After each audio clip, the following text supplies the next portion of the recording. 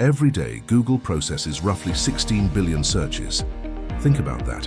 More than the entire human population, twice, every single day. Each search feeds an advertising empire that generates hundreds of billions of dollars annually. Search isn't Google's product, it's Google's cash machine. And that's exactly why Perplexity is dangerous. Not because it's bigger, it's tiny, but because it's changing expectations. Investors noticed. Top AI founders, chip executives, Silicon Valley billionaires, they poured billions into Perplexity.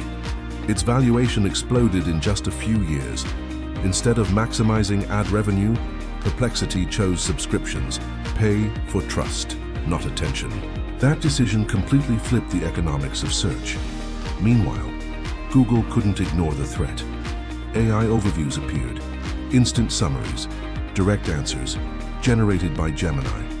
But Google faced a brutal dilemma. The better its AI became, the fewer ads users clicked. Every perfect AI answer risked cannibalizing Google's own revenue engine. Perplexity had no such conflict. It was born in the AI era.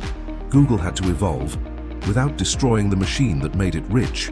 Wall Street calls that disruption. Inside Google, it probably feels more like survival. Next, technology itself enters the battlefield. Who actually builds the better AI assistant hit like? Because Chapter 3 is where engineers replace economists.